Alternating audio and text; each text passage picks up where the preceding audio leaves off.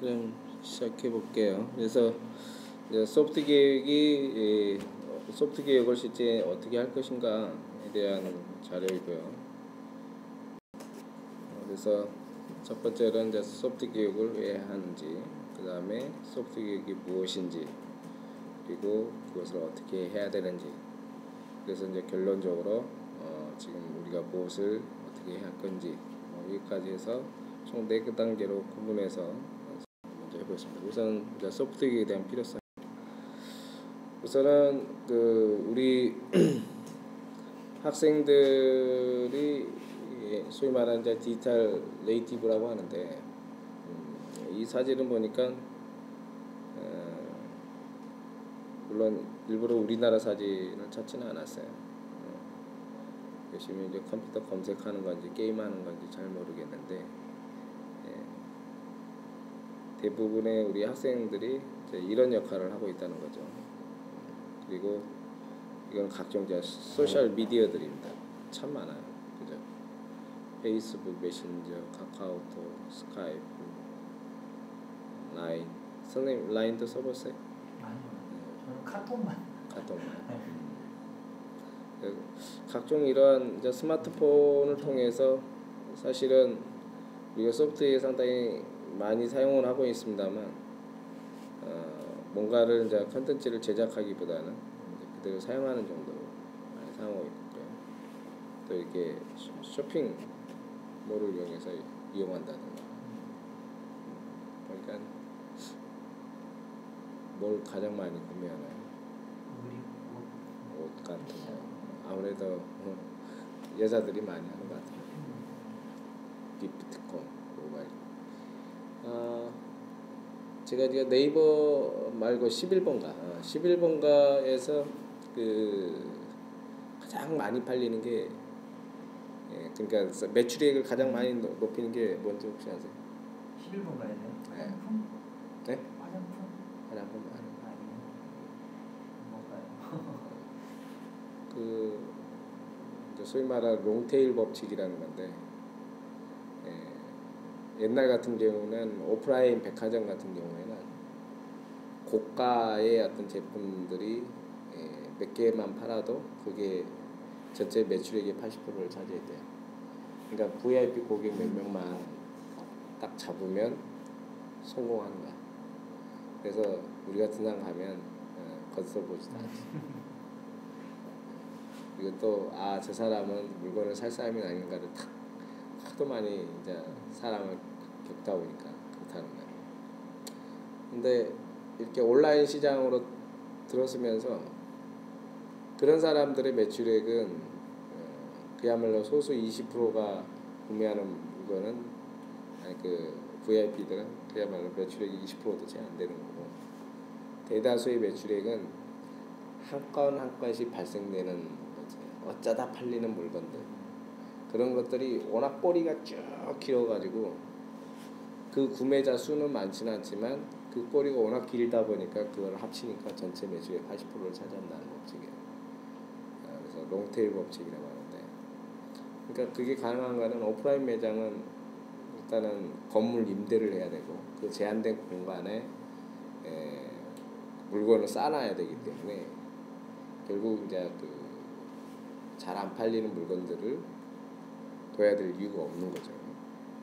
그래서 온라인 시장이 되면서 아까 이제 11번 같은 경우도 어떤 100만 원 넘는 전자제품에 의해서 매출액을 높이는 게 아니고 대부분은 꽃배달 같은 거, 5만 원 이하의 아주 저가 그런 상품들에 의해서 전체 매출액을 다 차지한다. 그래서 또 하나 이제 사례 이제 뒤에서 또 말씀을 드리겠습니다만, 어쨌든 이제 이 부분 같은 경우보다 우리 이제 학생들이 인터넷 검색하고 하는데, 전체적으로 우리 아이들이 더 많은 능력이 있을 것 같긴 한데 이게 뭔가 활용하는 쪽에만 좀 포커스를 주는 것 같아서 좀 아쉬움이 있다라는 거고요. 다음에 보면 또 하나 이제 우리 우리가 좀 리드하는 것이 아니라 좀 라이팅하는 뭔가를 우리 학생들에게 좀 가르쳐줄 필요가 있는데 그런 툴 중에 몇 가지를 한번 소개해보려고 합니다. 이거 같은 경우는 RPG 메이커라는 툴이에요. 게임을 제작하는 툴인데 우리 이제 학부생들과 하는 거 보니까 한 1-2주 정도 이렇게 잠깐 혼자서 이렇게 하더니 게임을 만들죠. 그래서 이번에 교육용 소프트웨어도 출품을 했어요. 이렇게 어렵지 않게 이렇게 진행하는 것 같고요. 또 만드는 것도 쉬워요. 이게 블럭 갖다 놓고 캐릭터 이렇게 조금 이벤트 주고 그러면 되고. 그다음에 두 번째로 가장 많이 사용하는 아마 소프트 교육하면서 가장 많이 사용하는 툴이 이 스크래치입니다. 이거 스크래치 사용해 보셨어요? 그때 학원학기 몇 시간 했어요? 그 유정수 교수님 했었어요. 그러면 간단한 뭐 프로그램은 다 개발할 수 있겠네요. 간단한 거요. 그때 다 까먹고 해가지고. 제일 중요한 게 이제 이벤트 발생시켜서 그 응답하게 하는 거. 그거 그 정도만 기억하고 또 변수 하나 만들어서 예를 들면 뭔가 게임처럼 해가지고 뭔가 맞췄을 때 카운트 시키는 거. 이 정도만 만들면 웬만한 교육용은 다 만들 수 있을 거예요. 그래서 특히 아이들에게 이런 거를 가르치면 아이들이 이제 쉽게 배우는 것 같아요. 옛날처럼 뭐 if then 뭐 이런 거가 아니라. 그 다음에 세 번째 툴이 지금 레고 마인드스토어, 그죠? 저는 얘의 장점은 실제 이제 그 아까 스크래치 같은 경우 가상으로 움직이잖아요. 가상으로 그 캐릭터가 움직이거나 어쨌든 간에 사이버상에서 움직임인데 이거 같은 경우는 이제 직접 로봇가 움직이는 거고. 근데 얘의 단점은 딱 하나인 것 같아요. 막상 우리 아이 데리고 제가 직접 우리 딸하고 얘들 데리고 한번 로봇 가지고 이걸 해봤는데 미로 찾기 하는 거를 한번 미로를 임의적으로 만들어서 해보려고 했어요. 근데 문제는 뭐가 문제일까요? 미로 만들기가요? 미로 만들어서 코딩을 딱 해가지고 하게 해서. 근데 뭐가 문제였을까요? 뭐가 문제일까요? 센서? 그렇죠.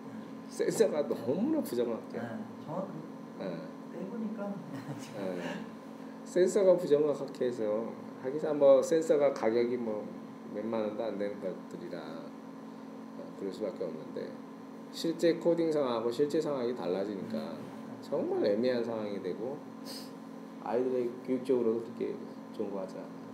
그래서 그 애초부터 센서의 그 둔감성을 충분히 생각하고 해야 되는데 미로찾기는 스택에다가 그 경로를 다 저장을 해야 되는데 그게 그냥 조금 부딪히마다 후진할 때마다 다 하니까 계속 그 거기서 까딱까딱 하다가 끝나버리더라고요. 그래서 생각보다 쉽지 않았어요. 그래서 아예 그 미로판을 아주 정교하게 그냥 딱 그 로봇만 움직이게 한다든가 뭐 움직일 수 있는 폭으로 다 어떻게 하면 어떨지 모르겠는데 생각보다 쉽지 않았어요. 단순히 앞으로 가고 뒤로 가고 트레이서 만들고 하는 거는 어렵지 않은데 어쨌든 이 로봇이 좋았던 거는 뭐냐면 일단 실제 가상으로만 생각했던 것이 현실 속에서 움직임을 준다는 거. 그 다음에 제가 정말 이거는 우리 딸아이 반에 가서 올해 처음으로 노트북 15대를 들고 가서 실제 수업을 했어요. 2인 1조로 해서 그 스승의 날 그 학부모 특강 하는 거 있잖아요. 그 선생님 대신 그래서 하겠다. 이제 작년에는 로봇으로 했고 로봇 할 때 아주 그때는 4학년 아이였고 올해는 이제 5학년.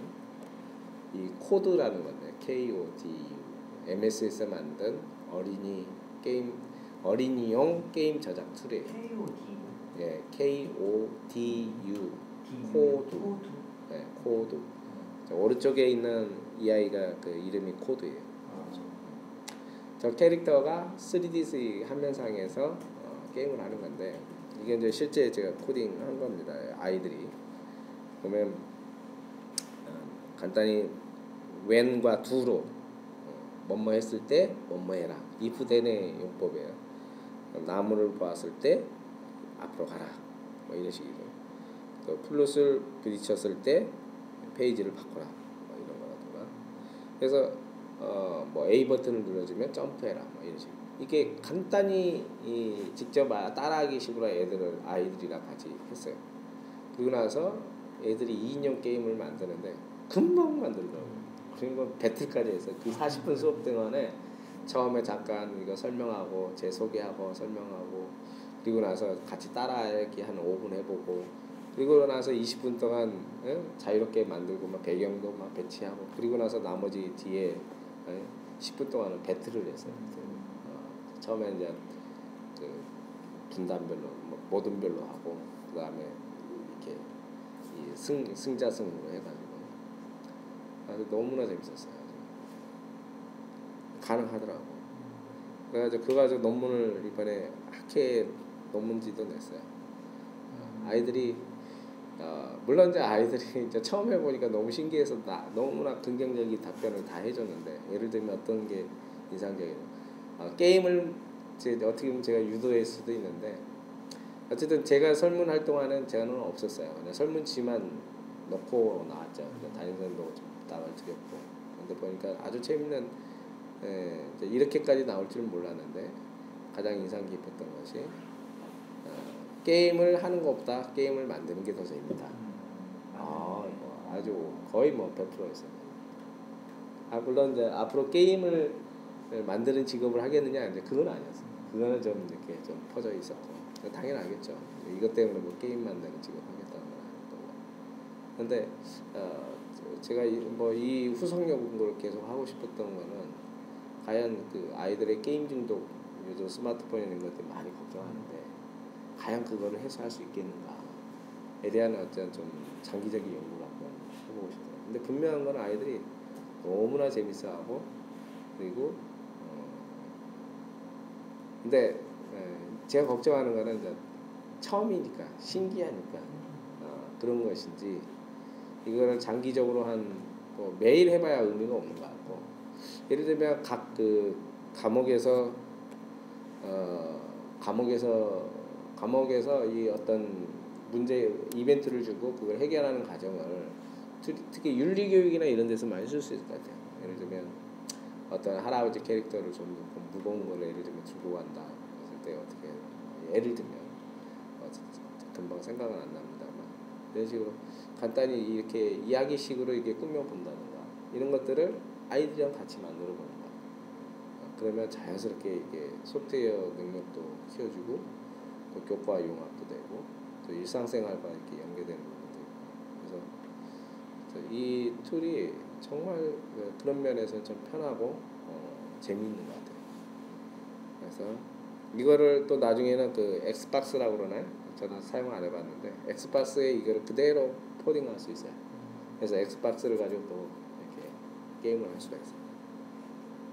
그래서 우리가 보기에는 이런 툴들이 참 많아서 이런 것들을 충분히 활용하면 아이들에게 나름대로 어떤 소프트웨어를 이용하는 것뿐만 아니라 활용하는 것도 가능하지 않나 하는 생각이 들고요.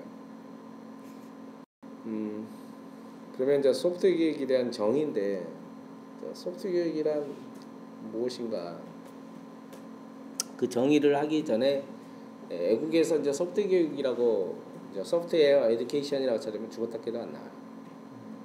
뭐는 나오냐면 에듀케이셔널 소프트웨어는 나와요. 에듀케이셔널 소프트웨어는 교육용 소프트웨어 우리가 얘기하는. 사실은 그거는 우리가 얘기하는 게 아니고 결국 소프트웨어 교육은 이제 소프트웨어 인 에듀케이션 교육에서의 소프트웨어 뭐 이 정도의 개념이 되는 것 같아요. 근데 저것도 사실은 소프트웨어 인 에듀케이션의 의미는 소프트웨어 활용 교육 측면이에요. 우리가 얘기하는 소프트웨어 교육하면 뒤에 이제 다시 설명을 하겠습니다만 저는 4가지 영역으로 나눴어요. 그래서 우선은 이제 그거 설명하기 전에 저는 기본적으로 소프트웨어 활용 교육에서 소프트웨어 제작 교육으로 가야 된다 라는 측면을 좀 강조하는 거고 근데 그러면 소프트웨어 활용교육, 소프트웨어 인 에듀케이션의 영역을 좀 보니까 아까 얘기했던 게임 영역에서 이렇게 설명하고 있는 부분이 있었고요. 그 다음에 레퍼런스라면 이제 우리가 제일 많이 쓰는 위키피디아 같은 거, 딕셔너리라는 거, 백과사전, 네이버 지식인이라는 거 이런 것도 사용할 수 있겠죠. 어떤 이제 이거는 이제 스케줄 관리를 한다 할까요? 블랙보드도 뭐 이렇게 사용하기도 합니다. 트레이닝 할 때 사용하는 툴. 그 다음에 뭔가 실습하거나 실제 문제풀이 할 때 많이 쓰는 것 같아요. 영어 컨텐츠들이 제일 많은 것 같아요. 요즘 뭐 저도 영어가 좀 많이 부족해서 많이 공부하려고 하는데 정말 옛날에는 뭐 자료가 없어서 한다. 지금 정철 뭐 이런 테이프 듣고 뭐 고가로 주고 했는데 요즘은 뭐 무료 사이트들이 너무 많아요. 특히 이제 ESL이라고 하죠. English as Second Language. ESL, 그러니까 외국인을 위한 외국어 교육. 이걸 보면 이런 ESL로 검색하면 정말 수두룩하게 나옵니다. 그런 다 무료로 대부분 다운받을 수 있고 그런 컨텐츠를 보면 영어에 하는 거는 좀 되는 것 같아요. 그 다음에 가장 많이 사용하는 게 이 협력 도구. 우리가 이제 교육적으로 또 관심 가져야 될 부분이 이제 이런 부분들인데 협업할 수 있는 이 툴로서 어떻게 할 것인가에 대한 부분입니다. 그래서 이제 뭐 메신저 같은 경우나 뭐 이런 거 많이 쓰는데 요즘 이제 구글 드라이브가 이제 대세인 거예요. 구글이 완전 하나의 플랫폼으로서 어마어마한 역할을 하는 거예요. 저도 이제 거의 이제 구글에 많이 옛날에 MSA 종속이 되는데 구글이 종속될까 좀 걱정은 됩니다만 기본적으로 구글은 오픈 소프트웨어, 오픈 플랫폼을 기본으로 하기 때문에 그런 부분에서 상당히 긍정적인 부분이 있는 것 같아요. 그래서 예를 들면 구글 드라이브에다 문서를 올리고 같이 동시에 4-5사람이 동시에 문서 작업하고 그리고 구글 행아웃을 이용해서 화상 채팅 여러 명이서 하고 저도 이제 오늘 밤 아까 잠깐 메신저 뜬 게 저녁에 구글 행아웃 9시에 소프트웨어 교육론 책 때문에 미팅이 있습니다. 저기 대구 지역에 있는 선생님들 이쪽 전주 지역 선생님 그래서 저녁에 같이 만나서 구글 드라이브에다 문서 올려놓고 같이 문서 작업을 하면서 회의하고 처음에는 화상회의가 편하긴 했는데 이제 밤에 하니까 서로도 불편하고 그냥 음성만 가지고 합니다. 그 다음에 뭔가 만드는 툴 여기에서 이제 크리에이티브는 제가 생각하는 컴퓨터 소프트웨어 제작이라는 개념보다는 그냥 기존의 멀티미디어 자료를 만드는 정도 이렇게 생각하고 있고요. 그 다음에 이제 음악 프로그램이라든가 요즘 이제 음악 프로그램 중에 제가 많이 쓰는 것 중에 하나가 뭐 무료 아이폰 어플 중에 이제 무료인데 뭐 기타도 뭐 연주할 수 있고 뭐 드럼 같은 거 그걸 또 합주를 같이 해가지고 또 더빙도 해주고 상당히 아주 대단했습니다. 이런 이제 또 교수 학습 자료로 뭐 무료로 주는 이 책들 이것도 이제 소설 같은 거 이솝우화 뭐 이런 간단한 책들이 너무나 뭐 무료로 많이 제공하고 있기 때문에 자료가 없어서 못하지는 않아요. 자 대체적으로 이렇게 뭐 크리에이티브가 좀 있긴 합니다만 크리에이티브도 우리가 생각하는 어떤 소프트웨어 자체를 제작하기보다는 어떤 멀티미디어를 활용하기 위한 어떤 자료 제작 뭐 이런 식으로 해서 대체적으로 활용교육 쪽에 좀 포커스가 되어 있는 것 같습니다. 소프트웨어 교육을 그러면 목적이 뭐냐 라고 했을 때 우선은 한마디로 저는 소프트웨어 교육을 왜 하냐라고 했을 때 저는 이렇게 얘기합니다. 컴퓨테이셔널 띵킹 다시 말해서 컴퓨터 과학적 사고력을 키우기 위해서 한다. 그러면 이제 우리가 알아야 될 게 컴퓨터 과학적 사고력이 뭐냐라는 부분인데 그건 좀 이따. 그래서 그러면 그 컴퓨터 과학적 사고력을 키우려면 무엇을 가르쳐야 되느냐라고 했을 때 이 4가지를 먼저 소프트웨어 소양 교육 그리고 소프트웨어 활용 교육 소프트웨어 숙련 교육 소프트웨어 생활 교육 이 4가지로 저는 구분을 해봤어요. 소프트웨어 소양 교육, 뭐 활용 교육, 숙련 교육, 생활 교육 또 뒤에서 설명하니까 간단히. 다만 이제 소프트웨어 숙련 교육이라는 표현이 좀 어려운 것 같아서 용어가 소양, 활용, 소양도 어렵긴 해요. 근데 많이 그동안 ICT 소양, ICT 활용 교육 뭐 많이 써왔으니까 그래요. 숙련은 사실 그 소양 플러스 활용이라는 측면에서 좀 그거보다 한 단계 업그레이드는 어드밴스된 느낌으로 숙련이라는 표현을 썼는데 숙련이 약간 좀 추상적인 것 같아서 저는 그냥 이후에는 소프트웨어 제작 교육, 개발 교육했으면 참 적절한데 학생들에게 개발이라는 표현까지 쓰기에는 조금 너무 큰 것 같아요. 뭐 중등은 가능할 수도 있는데 초중등을 다 아우르는 말이어야 돼서 고민하다 그냥 소프트웨어 제작 교육. 그래서 다시 이제 바꾸면 이제 제작이라는 표현으로 좀 바꿨습니다. 그래서 그러면 이제 구체적으로 이제 컴퓨터 띵킹이라는 것이 컴퓨테이셔널 띵킹이라는 것이 뭐냐라고 했을 때 저는 이 네 가지를 지금 핵심 개념으로 잡고 있는데요. 첫 번째가 바로 문제를 쪼개는 거, 문제 째기, 문제를 쪼개. 어떤 문제가 주어졌을 때 그거를 잘게 쪼갤 수 있는 능력. 우리가 그림 그릴 때 특히 뭐 정무라 같은 거라든가 어떤 풍경화를 그릴 때 아주 특정 프레임에 딱 넣어놓고 그것을 구체적으로 관찰할 수 있는 능력, 그게 참 중요한 것 같아요. 예술하는 사람이든 수학을 하는 사람이든 과학하는 사람이든. 그래서 어떤 문제가 됐을 때 그것을 잘게 쪼개서 분석하는 능력, 이게 상당히 중요한데 그 첫 번째는 문제를 파악하고 분해를 해서 결국 분석하고 문제가 어떤 문제이다라는 것을 좀 분석하는 능력인 것 같습니다. 그래서 이거를 쪼개는 방법을 먼저 아이들에게 안내를 해야 되겠다.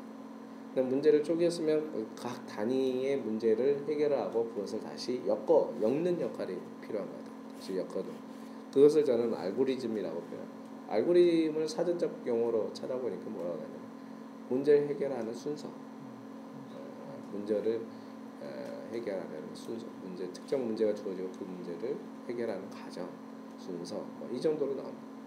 알고리즘이라는 영어를 좀 너무나 어렵게 쓰는 것 같아요. 알고리즘은 우리가 딱 생각하는 게 뭐냐면 정렬 알고리즘, 탐색 알고리즘, 이걸로만 딱 생각하니까 알고리즘은 대단히 어렵게 느껴져요. 그래서 알고 보면 그냥 문제 푸는 순서거든. 문제 푸는 순서, 문제 해결하는 과정.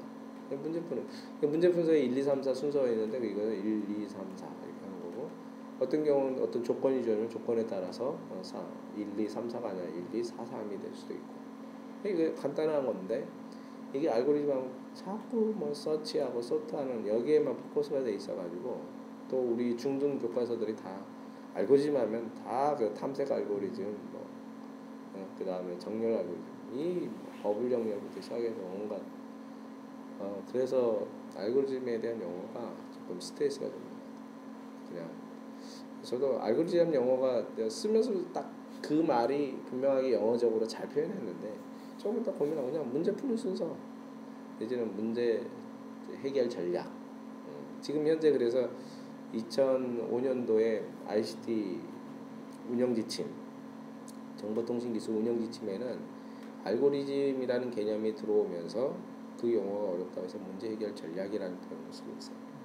그래서 그 표현도 괜찮은 것 같아요. 근데 아이들은 또 전략하면 또 전략과 전술, 목표 이런 얘기가 나오니까 좀 어려운데 어쨌든 문제 해결하는 방법, 문제 해결하는 순서, 과정 이런 식으로 좀 순화시키면 어떨까 하는 생각을 듭니다.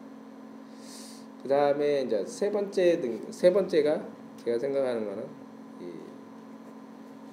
그 문제 해결 방법은 수없이 많을 수 있어요.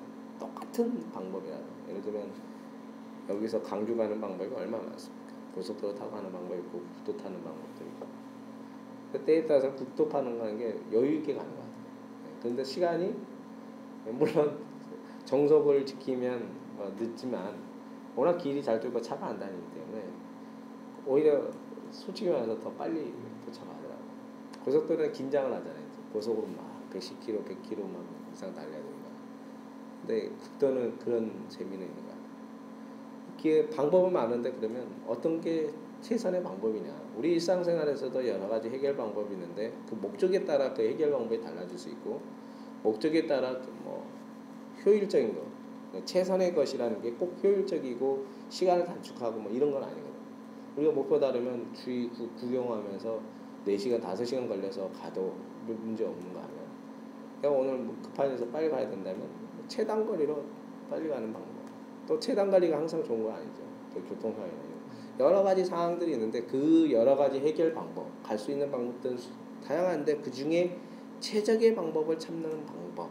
그것이 알고리즘 교육의 또 우리 이 컴퓨테이셔널 띵킹의 핵심인 거야. 최적화하는 거. 그 최적화하는 방법이 가정적인 최적화하고 결과적인 최적화가 있을 수 있는데 예를 들면 대표적인 이제 캡슐화라는 표현을 저는 썼는데 이 프로그래밍 랭귀지 언어론에서 보면 많이 쓸 표현, 소위 말하는 이제 그 캡슐화가 오브젝트 내지는 클래스로 만드는 뭐 이런 것들인데 이 캡슐화를 보면 예를 들면 간단한 캡슐화는 제가 생각에는 반복문 같은 것도 하나의 캡슐화인 것 같아요.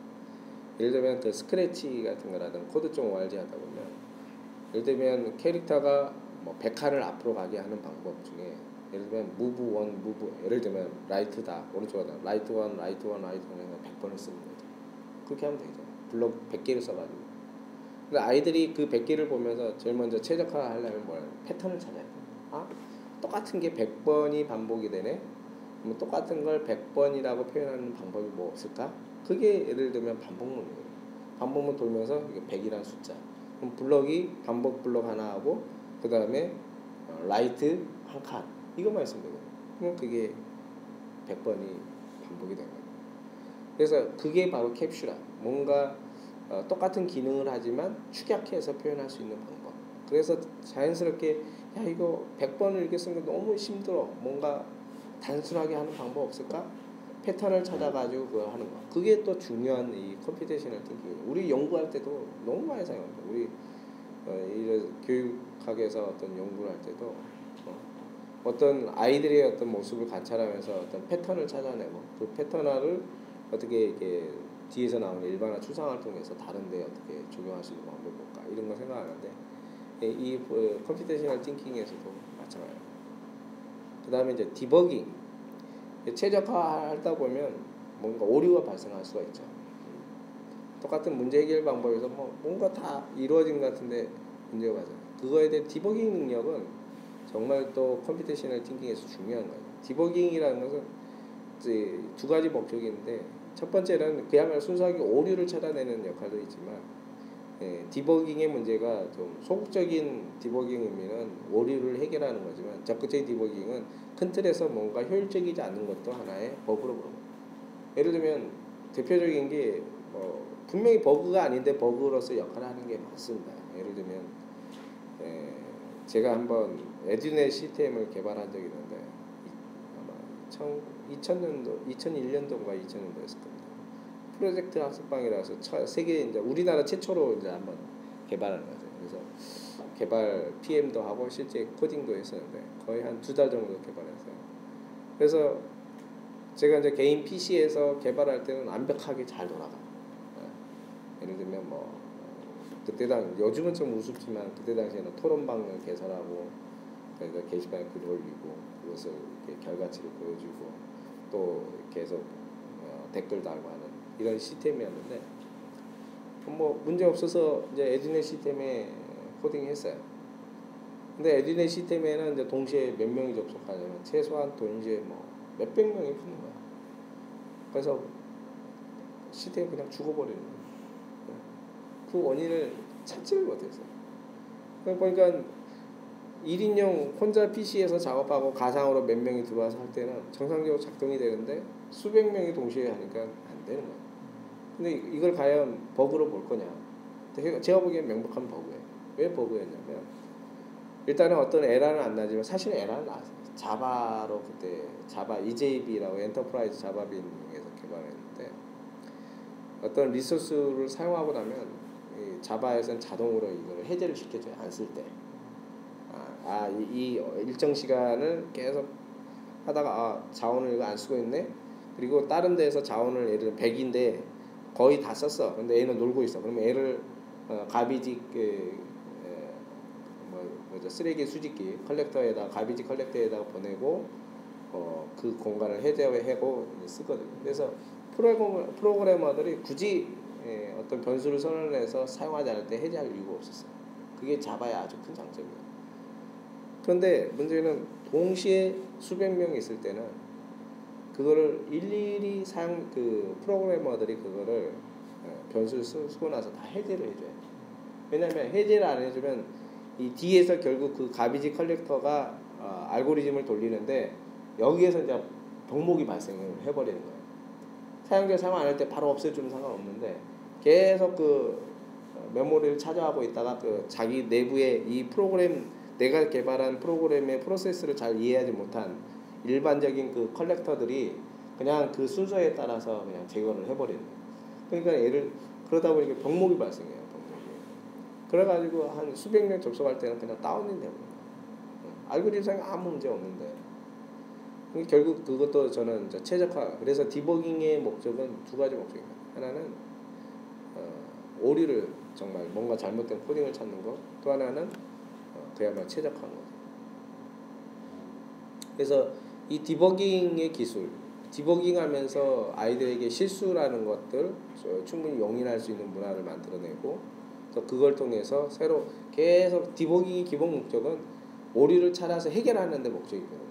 그냥 오류를 찾는 데에만 목적이 있는 게 아니에요. 그러니까 일상생활에서 좀 되게 긍정적인 변화를 일으킬 수 있는 것 같아요. 저 역시 마찬가지로 그때 당시에 막 코딩하다가 막 안 되면 어떨 때는 분명 오류가 있는데 안 찾아져. 죽었다 깨도 안 찾아. 그러면 정말로 그 교원대 그 학교 근처에 부고 옆에 그 가게가 하나 있어요. 제가만 전방 슈퍼가 있는데 거기에 진짜로 저랑 그 친한 형님이랑 둘이 그냥 학생들이 있으니까 박사과정일 때니까 학생들이 술 마시고 있는 거 보면 좀 그렇잖아요. 우리가 또 학부생들도 가르치고 강사하기도 하고. 그러니까 맥주잔 맥주잔 탁 넣고 거기다 소주를 탁 붓습니다. 그러면 예쁘게 한 7보 8보 정도 꽉 차요. 그 소주를 갖다가 딱 한 병 이게 한 병을 이제 둘로 나눠서 넣고 그다음에 그 꽁치 캔 하나 사장님한테 주면 알아서 김치 넣어가지고 딱 줘. 그러면 그게 딱 10,000원이에요. 그래서 그거 한 잔 쫙 들이키고 그러다 조금 더 한 잔 더 땡기면 한 잔 더 먹고 그래서 소주 한 병씩 먹고 딱 연구실 가면 진짜 안 보이던 에라가 보여. 정말 신기하게 너무너무 신기하게 그러면 정말 너무 기분 좋아가지고 이제 석사 연구실, 박사 연구실 그때 이제 교원대 그때 당시에는 교원대가 그 컴퓨터 교육과가 정말 사람도 많았어요. 석사만 해도 20몇 명이었으니까 지금이야 뭐 10명도 안 된다고 그러는데 5, 6명. 그리고 그때는 또 대부분 그 종일제였어요. 이제 파견도 그 파트타임은 거의 받지도 않았고 박사과정은 파트타임 하려면 아예 받지도 않았어요. 근데 지금은 이제 파트타임도 안 와서 지금 문제라고 그러는데 어쨌든 그러고 막 기분 좋으면 슬슬 우리 석사 선생님들 다 저보다 나이 많으신 분들이 많았었는데 가서 슬슬 형님 뭐예요? 그러면 딱 너 뭐 해결했구나 딱 이런 이렇게 괜히 기분 좋아가지고 어슬렁거리고 유레카를 외치는 거죠.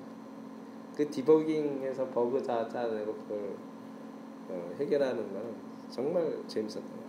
그래서 이런 과정이 저는 컴퓨테이셔널 띵킹이라고 생각하는 거죠. 그리고 마지막으로는 자, 이 이제 문제에 보면 문제를 찾아서 분석하는 거죠. 문제를 분해한다는 얘기는 잘게해서 분석하는 겁니다. 이 문제가 과연 어떤 문제다.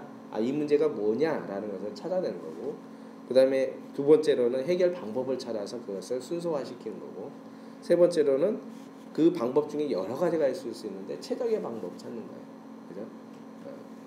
그 다음에 이제 혹시 오류가 있지 않는가 이런 걸 찾는 거고, 그 다음에 네 번째는 뭐냐면 자, 이 문제를 이왕이면 아까 이제 패턴을 찾는다고 하는데 패턴을 찾는다면 이거를 일상생활의 다른 문제에 유사한 다른 문제에도 적용할 수 있지 않을까?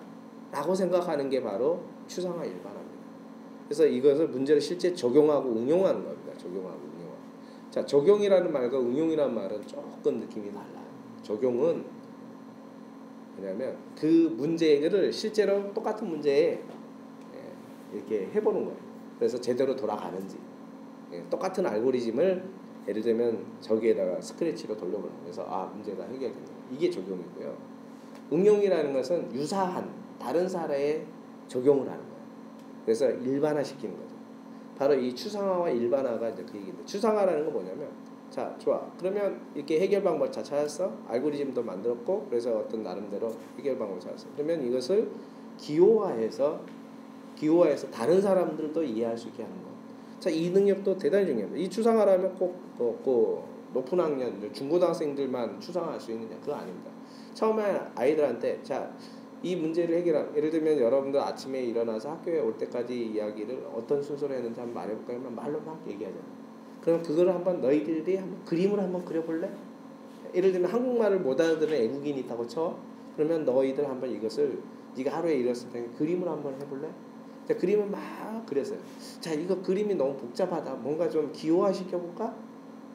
예를 들면 그거를 문자로 기호할 수도 있고 아니면 그림 상징 기호를 하고 아 그래? 그러면 이거를 예를 들면 여기 컴퓨터라는 게 있는데 이 컴퓨터는 이런 언어만 이해할 수 있대. 이걸 한번 바꿔볼까?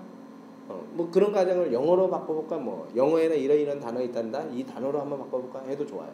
그러다가 자연스럽게 컴퓨터가 알아듣는 언어는 이런 것들이 있는데 이런 걸로 해볼까? 그러면서 뭔가 추상화시키는 거. 내 일상적으로 일어났던 구체적으로 표현했던 부분을 하나가 추상화는 저는 이제 기호화라고 표현하고 싶은데 기호화해서 이렇게 표현하는 거. 그래가지고 그걸 어떻게 해요? 일반화시키는 거. 다른 문제에 적용해보는 거. 이게 바로 저는 우리 소프트 기획하는 목적이라고 컴퓨테이셔널 띵킹이 바로 이거라고. 결국은 크게는 문제 해결하는 과정이에요. 네, 그래서 첫 번째 문제를 분석하고 그다음에 문제를 해결하고 그것을 최적화시키고 그래서 다른 데 적용하거나 응용하는 거. 이게 좀 하나의 컴퓨테이셔널 띵킹이다.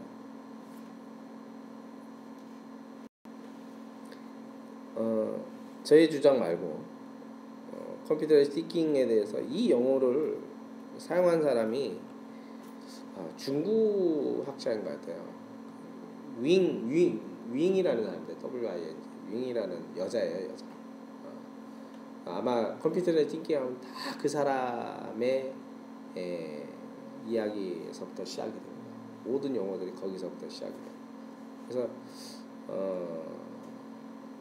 그분이 얘기하는 책을 베러풀 캐스인가요? 그분의 이야기의 개념을 좀 잘 설명한 것, 그 자료를 가지고 제가 이렇게 표현을 해봤는데 여기서 컴퓨테이셔널 띵킹은 먼저 논리 교육이다. 예측하고 분석하는 것이다. 아까 그 관점에서 보면 예측이라는 건 뭐냐면 결국 이 사건이 이 순서에 의하면 어떻게 이루어질 것이다 라는 어떤 아까 알고리즘 순서하고 똑같은 거예요. 분석이라는 건 문제를 쪼개는 거죠. 밑에 부분 쪼개기 부분별로 전체를 잘게 쪼개는 것. 그래서 그 잘게 쪼개는 것은 이 문제가 뭐다라는 걸 분석하는 거죠. 그런 데 목적이 있는 거고. 두 번째 아까 알고리즘이 문제 해결하는 절차. 제가 얘기했던 문제 해결 절차. 그래서 문제를 부분 쪼갰으니까 그걸 부분을 쪼개면 해결 방법이 단순해져요. 그래서 그 단순한 그 관계에 의해서 연결을 시키는 거죠. 근데 연결은 지금 뭐 저학년에서는 단순히 순차적으로 연결만 되지만 고학년으로 가서 조건이 주어지고 그죠? 또 내지는 그 원인과 결과의 어떤 문제의 단계와 단계 간의 어떤 복잡한 관련성이 있는 것 같아요. 그 관계에 따라 저 알고리즘은 상당히 복잡해질 수가 있죠. 근데 그거는 이제 중등에서는 이제 그 앞뒤로 막 여러 가지 가는 관계가 되겠지만 우리로서는 이제 초등 정도까지는 제가 보기에는 순차적으로 표현하고 거기에다가 약간의 조건을 줘서 변화를 주는 거. 이 정도까지는 가능할 것 같아요. 그래서 이런 개념들이 그 초등뿐만 아니라 고등학교까지 연계될 수 있다는 거고. 그 다음에 아까 유형화. 이거는 소위 말하는 패턴 찾기입니다. 패턴 찾기는 결국 유사성을 찾아서 일반화하기 위해서. 이 자료 제가 드릴 거예요. 그 다음에 추상화는 이제 뭔가 이제 기호화하는 거죠. 기호화해서 불필요한 것을 제거하는 거. 그래서 단순화시키는 거죠. 이 추상화 능력이 좀 어려울 수도 있는데 아이들에게 뭐 고차원적인 무슨 그 정답같이 무슨 제일 아쉬웠던 게 우리 4학년, 3, 4학년이죠. 4학년 때 그림 지도 나오면서 뭐 학교 지도는 뭐다 이러면서 뭐 기호 시험 내고 정말 어려운 것 같아요. 그 기호를 암기 과목으로 하는 순간 골치 아파요. 딱 그 그림으로 표현하는데 이게 불편한 게 이런 게 있다. 이 정도 해서 이런 게 학교란다. 학교로 이렇게 표현하기로 했단다. 이 정도 약속 정도로만 보면 되는데 그것을 뭐 엄청난 무슨 진리이냐 학교 표시는 이 시커먼 삼각형 밑에 이렇게 해가지고 이거다 이게 학교란다 이 다음 주는 학교기는 뭐 이렇게 찾게 하는 순간 아이들은 이걸 암기 과목으로 보는 거예요. 그러는 건 아주 골치 아파요. 그 약속을 다르게도 바꿀 수도 있죠. 절대적인 것이 아니라는 것을 생각을 해야 되는데 그래서 예를 들면 우리 남녀 화장실 표기가 지금 얼마나 많이 바뀌었어요. 여자는 맨날 치마만 입느냐 그래서 그 기호 많이 바뀌었잖아요. 그런 것처럼 이런 추상화에 대한 이런 것들이 바로 CT라는 거거든요. 이제 왼쪽과 오른쪽이 색깔 다르는데 이 사람은 왼쪽은 하나의 띵킹으로 보고 오른쪽은 하나의 스킬로 보고 있어요. 스킬. 오른쪽에서 스킬은 이제 영어를 제 나름대로 이제 원전을 제 나름대로 이제 하다 보니까 조금 원본하고 좀 뜻이 다를 수 있는데 어떤 경험하는 거, 보충하는 거, 내가 뭔가 부족했던 것을 계속 경험해 가면서 찾아가는 거, 그 다음에 설계하고 개발할 수 있는 능력, 창의 능력, 그 다음에 디버깅할 수 있는 능력, 그리고 이 보존이라는 표현을 썼는데 조금 원본을 웬만하면 완전 의역을 하지 않고 그대로 직역을 하고 밑에다가 가로에다가 내 나름대로 이제 의역한 거거든요. 저건 뭐냐면 지속적으로 문제 해결하려고 하는 능력. 아까 이제 버그가 있으면 그걸로 포기하는 것이 아니라 버그를 어떻게든 잡아내고 유레카를 내줄 수 있는 능력, 뭔가 문제를 집중할 수 있는 능력, 뭐 이런 것들을 얘기를 합니다. 그 다음에 협력하는 것. 내 혼자 문제를 해결하는 것이 아니라 결국 문제를 쪼개고 부분 아이들끼리 각각 해결을 하고 그것을 같이 협력해서 어떤 최적의 방법을 찾는 것. 그래서 최적화의 일반적인 어떤 내용들. 그래서 이 각각의 개념들이 상당히 많은데 나름대로 아까 설명한 것처럼 문제를 분석하고 해결하는 전략을 수립하고 그것을 최적화시키고 그리고 그것을 다른 문제에 응용하고 적용하는 거. 이 네 단계의 어떤 프로세스하고 거의 다 포괄되지 않는가라는 생각이 들어요. 제 다음도 CT 개념 그렇게 잡으면 어디 레퍼런스 되려나. 이번에 이제 그 학술대회 한번 발표를 해보려고 합니다. 그래서 또 오른쪽에 보면 제 나름대로 이제 정의를 한번 내려봤어요. CT를 우리식으로 한번 표현하면 뭔가 일상생활의 문제 해결을 위해서 문제를 쪼개고 문제를 분석한다는 얘기죠. 문제를 쪼갠다는 표현이 너무 강렬해서 분석하고 이렇게 하면 또 우리가 생각하는 분석의 의미는 좀 또 다른 것 같아요. 분석하면 뭔가 분석해서 결과를 내고 뭐 이런 것 같아서 여기서는 지금 문제를 이해하는 수준에서의 얘기하는 쪼개는 작업이거든요. 그래서 이 분해라는 표현을 조금 표현하다 보니까 좀 강렬하지만 쪼갠다는 표현을 썼습니다. 문제를 쪼개고 절차를 만든다는 게 아까 얘기했던 문제 해결 전략을 수립한다는, 다시 말해 알고리즘을 만든다. 그 다음에 최적의 방법을 찾고 아까 최적화 과정, 디버깅을 한다든가 뭔가 좀 더 좋은 방법을 찾는다든가 또 다양한 방법 중에 좋은 것을 선택할 수 있는 거라든가. 그 얘기는 저도 이제 처음에 코딩할 때는 저도 사실은 학부 때 뭐 수학 교육을 했고요. 컴퓨터 교육이라는 게 없었고 진짜 교원대 그 시험 볼 때도 그냥 달달달 외워서 간 거지 아무것도 몰랐어요. 뭐 가상기 뭐 반가상 뭐 이런 거 뭐 이해하고 했나 그냥 시험에 나온다니까 외우고 갔지. 그런데 그런 상황에서 코딩을 저도 시작을 했거든요. 근데 지금 사실은 제 이제 세부 전공을 얘기하라면 프로그래밍 교육인데 이때 프로그램 하는 과정에서 정말 크게 느꼈던 게 저 디버깅 하는 거였거든요. 근데 그리고 어떤 최적의 어떤 솔루션을 찾는 거였는데 처음에는 다 남의 걸 가져다 썼어요. 남의 걸 보면서 이 방법이 참 좋구나. 그러면서 조금 내 거화 시킨 거지 백지 상태에서 한 것 같지는 않아요. 그때 당시에 제가 정말 어떤 그 선생 스승으로 이렇게 모셨던 젊은 그 프로그래머였는데 테요라는 사람, 테요. 이제 본명은 몰라요. 테요의 ASP 인터넷 사이트에서 거의 저희 스승이었어요. 또 질문을 해도 얼마나 친절하게 잘 답변을 해주는지 그 양반의 어떤 그 글이라든가 이런 걸 보면서 저한테 영향을 많이 줘요. 저도 그래서 제 모든 논문이나 모든 보고서 물론 일부 저작권에 문제가 있을 수도 있는데 그래도 공공기관 네, 연구 결과니까 아래 한글 문서로 다 제 홈페이지에 공개합니다. 모든 수십 편 되죠. 그리고 그거는 그 트래킹도 안 해요. 그러니까 얼마큼 조회했는지도 안 해요. 네, 체킹하고 무작위로 다 받으실게요. 그 다음에 그래서 어쨌든 최적의 방법을 찾는 거 그게 상당히 중요한 것 같고요. 그 다음에 그것을 정리하여 방법을 정리한다. 저 말을 넣을까 말까 좀 고민을 했어요. 최적의 방법을 찾고 방법을 정리하고 유사 문제에 적용하고 응용하는 능력 이렇게 했는데 적용 응용력 아까 이제 일반화에 대한 얘기고 방법을 정리한다라는 게 이것은 조금 고민해서 집어넣은 말이긴 해요. 저기서 저 정리라는 것은 사실은 캡슐화의 의미를 좀 가지고 있어요. 최적화가 이미 다 그거를 포괄하고 있긴 한데 어떤 일련의 방법을 아까 이제 알고리즘으로 이렇게 표현하는 거 그것도 하나의 정리의 개념이 될 수 있고요. 또 우리가 이 코딩하는 사람들이 참 잘못하는 것이 이 정리거든. 그래서 어떤 그 노하우라든가 이런 것들을 잘 정리 이렇게 하나의 그 함수로 만들거나 클래스로 만들거나 라이브러리화 시키는 능력 이것이 상당히 중요한 것 같다. 그래서 저는 이제 정리라는 표현을 썼어요. 핵심은 이제 그 영어식 표현하면 캡슐화 밑에 있는 거잖아요. 캡슐화.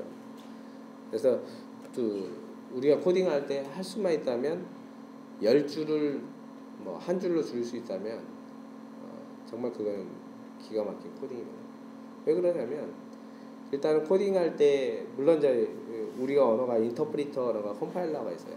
인터프리터 같은 경우는 대부분 이제 이 스크래치나 이런 툴들은 대부분 인터프리터거든요. 줄 수가 많으면 많을수록 해석하는 데 시간이 많이 걸려요. 근데 컴파일러들은 아니야. 어차피 그거를 한번 해석해놓고 그 다음에 그것을 기계어로 바꿔놓고 이제 그걸 실행하거든요. 그래서 그 줄이 길든 말든 그건 크지 않아요. 영향을 안 미쳐요. 근데 대부분 인터프리터는 한 줄씩 읽어가면서 바로 실행을 해요. 그러니까 줄이 많아진다는 얘기는 그만큼 실행 시간이 오래 걸린다는 거거든요. 그래서 여러 줄로 표현할 것을 한 줄로 표현하는 거예요. 그리고 특히 이제 나중에 이제 반복문 만들면서 재기후 호출이라는 걸 사용하거든요. 재기후 호출. 함수가 자기 자신을 자기가 불러. 함수라는 것은 예를 들면 따로 만들어 놓고 내가 하다가 그 함수를 불러다 쓰는 건데 함수 지가 자기를 불러요. 자기를 호출해. 그러면 그 퍼포먼스가 엄청나게 올라갑니다. 별도의 메모리 공간을 두지 않아도 되죠. 자기 그 메모리를 가져왔던 거를 그대로 캐시에 보관한 걸 그대로 사용하니까. 그래서 재기 호출이라고 표현하는데 그 재기 호출이 알고리즘에서는 상당히 중요한 그 퍼포먼스를 냅니다. 그러면 근데 재기 호출을 이해하는 게 쉽지가 않아요. 아이들. 자기가 자기를 호출하는 게 일상생활에서는 있을 수 없는 일들이 많다. 자기한테 자기가 명령하고 자기가 움직이는 거예요. 그죠? 그런 거죠. 그래서 그런 것들을 이해시키는 게 중요한 거지. 우리가 예를 들면 그 스크래치에서 그 캐릭터를 움직여가지고 점수 따고 2인용 배틀 만들어가지고 점수 몇 점. 그거는 1차적인 흥미를 유도하는 데 있죠. 내가 이걸 왜 했지? 왜 하지? 라는 생각을 않고 하게 되면 결국 그냥 놀이로서 끝나는 것 같아요. 스크래치든 로봇이든. 그러니까 바로 하나하나를 컴퓨테이셔널 띵킹을 생각하면서 우리 물론 아이들이 저걸 생각할 필요는 없어요. 야 이거는 이 쪼개는 단계야. 이건 이런 거 필요 없어요. 근데 교사는 생각하고 있어요. 교사는 생각하면서 그거에 대해서 야 이런 것들 어때? 이렇게 쪼개보니까 문제 이해하는데 쉽지? 그러면 다음에 우리 문제 풀 때도 그렇게 한번 해볼까? 실제로 다음에 어떤 문제 주었을 때 야 이걸 한번 쪼개볼까? 단계별로 쪼개볼까? 이거 순서화 시켜볼까? 순서를 쭉 했는데 예를 들면 횡단보도 건너는데 그냥 예를 들면 횡단보도 앞에 쓴다, 신호등을 본다, 건넌다, 건넜다 이러면 될까? 그러면 이제 예를 들면 차 역할을 하는 애들, 일정 속도로 가는 애들 막 한다.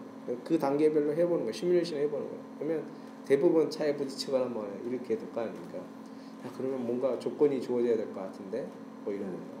신호등이 파란불이 꺼졌는지 켜졌는지, 또 건너면서도 차가 오는지 아닌지를 봐야 되는 거고, 차가 왔을 때 안 왔을 때 어떻게 해야 될지, 또 신호를 건넜는데 건너다가 예를 들면 빨간불로 바뀌었어. 그러면 그대로 건너야 될까? 아니면 뒤로 다시 와야 될까?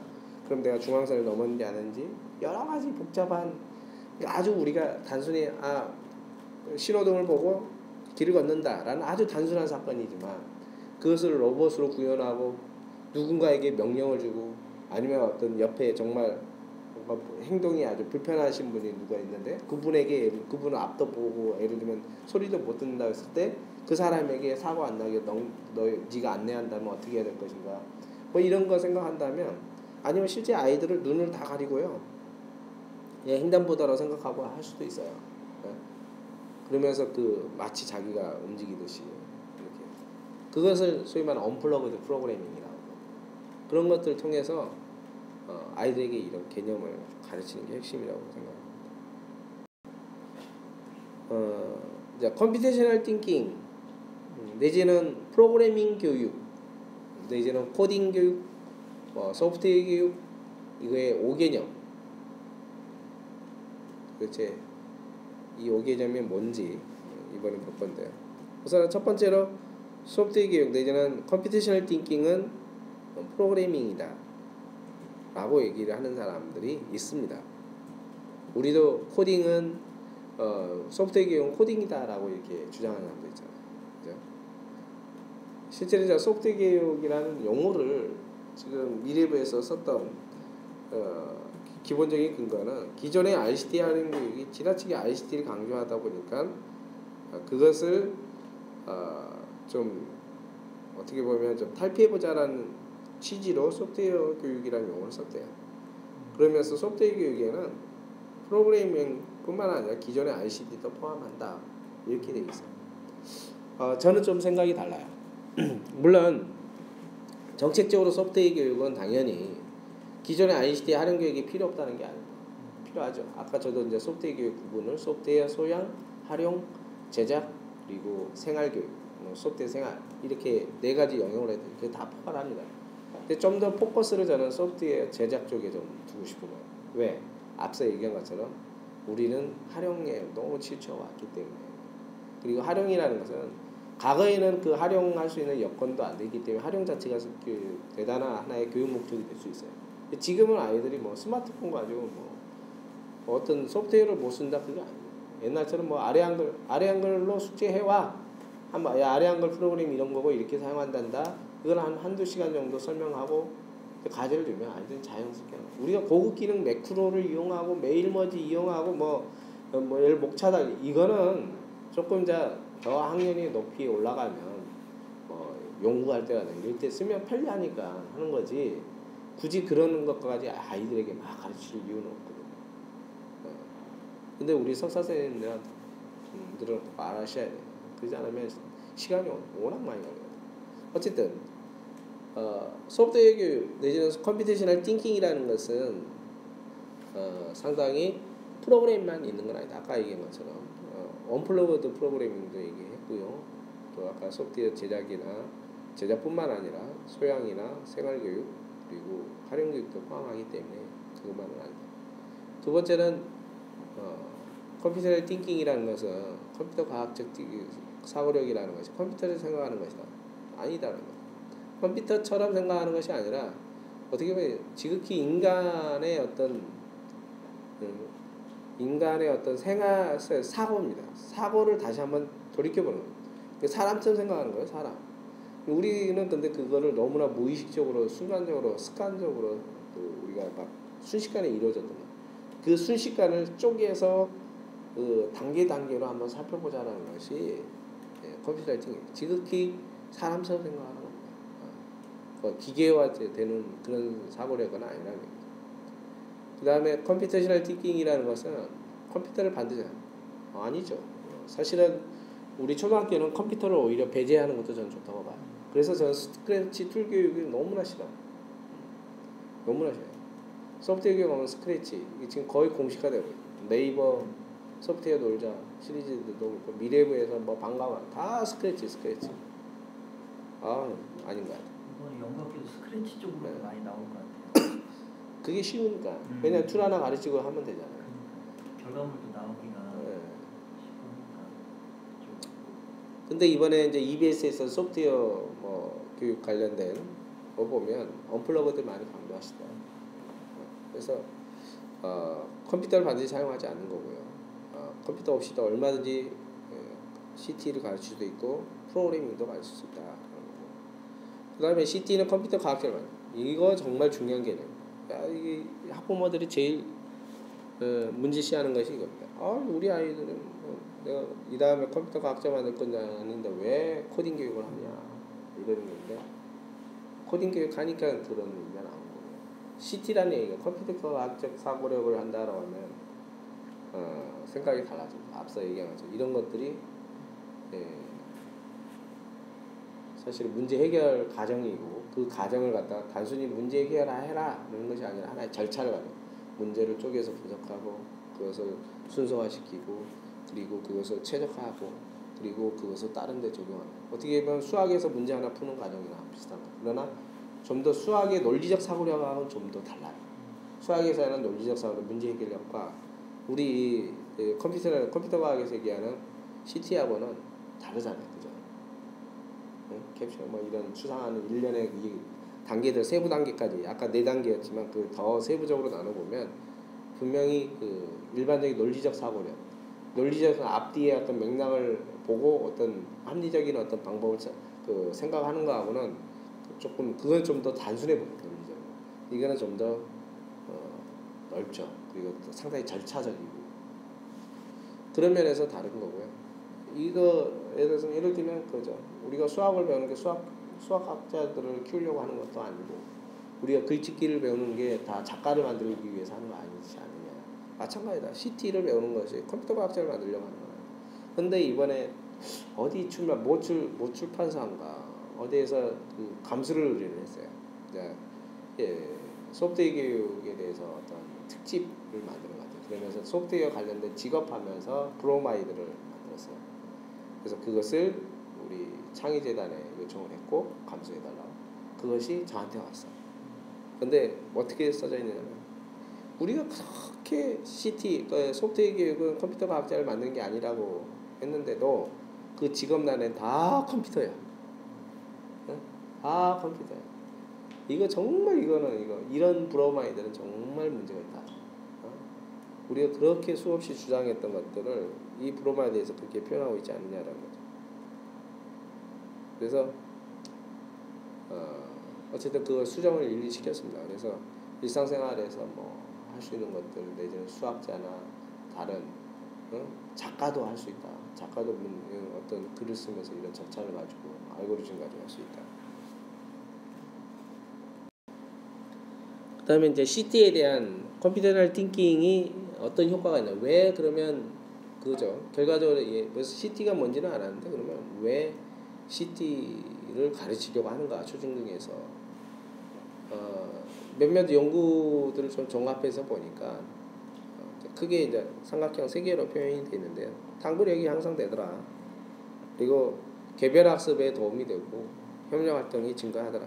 이 3가지입니다. 이거에 대한 뭐 데이터들은 이제 찾아보면 상당히 많이 있고요. 그 중에 이제 좀 더 자세히 보면 확실히 학생들이 자신감을 느끼고 왜냐하면 디버깅하면서 그런 능력을 찾아내는 거죠. 성취감을 느끼고요. 뭔가 해냈다라는 느낌이죠. 또 뭔가 조금 수정해가지고 그래서 아이들에게 저는 처음부터 문법을 위주로 가르치면 안 돼요. 스크래치도 마찬가지예요. 그냥 저는 저 안성들 어떤 재미난 소스를 그대로 주고 야 얘들아 이거 캐릭터를 이 캐릭터인데 다른 걸 한번 바꿔볼까? 이거 이렇게 하는데 너무 느리는데 좀 빠르게 고쳐볼까? 기존 소스를 가지고 접근하는 방법도 좋은 것 같아요. 물론 때에 따라서는 백지 상태에서 시작하는 것도 필요해요. 이게 적절하게 가정 속에서 했으면 좋겠어요. 그거를 하나의 모형화시키면 좋을 것 같아요. 근데 항상 보면 스크래치 보면 백지 상태에서 자 이거 놓고 그다음에 이거 놓고 이거 애들 열심히 따라하는데 뭘 하는지 전체를 보지를 못해요. 전체를. 그러니까 생각을 못해요. 저 역시 마찬가지로 프로그램 할 때 처음에 물론 교수님한테 배울 때는 뭐 옛날 1부터 n까지 더하고 무슨 그 수학적 알고리즘 이걸 왜 하는지 몰라요. 그래서 저는 변수 A 제일 이해가 안 됐던 게 예를 들면 베이직 같으면 A는 1, B는 2, C는 A 더하기 B 이러고 프린트 C 이러고 그러면 왜 A에다 1을 집어넣고 B에다 2를 왜 집어넣어? 그냥 1 더하기 2는 3 하든가 그냥 3 찍으면 되지. 그 변수에 대한 개념을 정말 대학 때 이해를 못했어요. 근데 그것을 웹 프로그래머 하면서 느꼈죠. 웹 프로그래머에서 인풋 박스에서 가져오는 값을 결국 A가 집어넣는 거예요. 이 값이 뭔지를 모르니까 그냥 단순히 그냥 이 값이 뭔지 모르는데 오른쪽에다 그냥 1이라고 A시로 하나를 1을 넣은 거예요. 근데 A시로 1을 넣었다는 것을 그때서야 이해를 엄청나게 저 충격이었어요. 그 다음에 클래스 개념을 배우는데 클래스라는 걸 왜 해야 되는지 이유를 전혀 몰랐어요. 클래스 너무 복잡하죠. 오브젝트에 상속되니 뭐 메소드니 뭐 프로퍼티니 이런 말 나올 때마다 막 헷갈리고 뭐 왜 이걸 근데 어떤 때 느꼈냐면 어떤 라이브러리에다 클래스를 딱 선언을 해놓고 그 다음에 그 인스턴스라는 걸 만들어 놓고 그 다음에 점하면 그 있는 함수들이 주르륵 나오고 그걸 그냥 가져다 쓰는 거야. 네? 내가 일일이 내가 과거에요. 딱 초임받으면서 내가 컴퓨터에 좀 관심이 높아가지고 친구 하나랑 같이 발령받았다 같은 학교에 그 친구랑 이제 프로그램 교육하는데 같이 이제 코딩 작업을 하는데 그때 진짜 그때는 이제 한글을 표현할 때 일일이 그렸어요. 한글을 가짜라면 기억을 이 도트 안에다가 픽셀 예를 들면 24 곱하기 24 그 픽셀에다 점을 다 일일이 찍어서 가를 한 거예요. 다 이렇게 찍어서 지금이야 뭐 폰트 선언 딱 해가지고 폰트 하면 다 써지잖아요. 옛날에 그 일일이 그랬어요. 그걸 흑백에서 허킬스 카드냐 무슨 카드냐에 따라 이 사이즈가 틀리잖아요. 허킬스 카드는 허킬스 카드에 관련된 정보를 가져와서 그 가를 찍고요. 다른 보드면 뭐 그때가 뭔지 정확하게 기억 안 나는데 CGV 뭐 어쨌든 그런 보드가 있으면 또 그 보드에 맞게 다 찍었거든요. 그런데 어느 날 라이브러리라는 게 있어요. 한글 라이브러리 딱 가져와서 선언해가지고 그냥 점만 딱 찍으면 그냥 그거를 그냥 거기다 글자만 넣어주면 지가 알아서 다 돼. 얼마나 대단하냐. 지금 더 대단하죠. 그래서 실제 실전 상황을 좀 보여줄 필요가 있다. 너무 부분만 보여주잖아. 아까 쪼개는 것도 전체가 보여진 다음에 쪼개면서 이해하는 거지. 부분만 보여주면 얘는 전체를 보는 게 생각보다 교사들은 알지. 전체를 다 보고 부분을 알기 때문에 다 이해할 수 있는지 모르지만 아이들은요. 생각보다 실제 아이들에게 아웃풋되는 결과들을 보면 정말 부분만 보여주거나 아니면 전체로만 끝나는 경우가 있어요. 그걸 둘 다 데이터에서 보여줘야 되는 거예요. 물론 어떤 때는 어느 하나만 보여줘야 될 때도 분명히 있습니다. 교육적으로. 근데 아쉽게도 우리 코딩 교육은 너무나 백지 상태에서 시작하는 것 같다. 그래서 과연 그래서 백지를 실제 나눠주잖아요. 석박사 그때 우리 교수님 조교 역할도 했는데 시험지 딱 나는데 채점 해보면 거의 빵점이에요. 50점 넘는 사람 거의 없습니다. 한 학기 내내 들었는데 그거는 교수법이 잘못될 수도 있다는 거죠. 그리고 또 하나는 두려움이에요. 백지 상태에서 그 두려움. 기껏해야 C 그렇게 많이 하는데 샵 인크루드 할 때 그 샵 인크루드를 인크루드 다음에 대가 이 가로를 써야 되는지 안 써야 되는지 꺾은새 부등호 가로를 써야 되는지 그거에 대해서 막 고민한다니까요.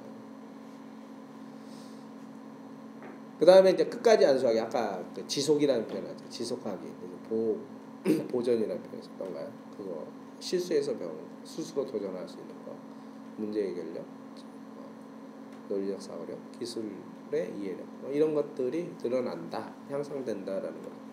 그렇기 때문에 이제 CT가 미국에서는 엄청나게 한 10년 된 것 같아요. 시작을 했고 영국에서는 이번에 이제 ICT라는 과목을 없애고 컴퓨팅이라는 과목을 만들었어요. 그래서 초등학교 1학년부터 이제 이 CT 교육 핵심이 이제 프로그래밍 쪽에 좀 많이 포커스돼 있어요. 그 다음에 이제 소프트웨어 교육이 뭐냐라는 부분인데요. 구체적으로 아까 이제 어떤 개념, 소프트웨어 교육이 뭐냐 이전에 소프트웨어 교육의 목적이 뭐냐, 그래서 CT라고 얘기했고요.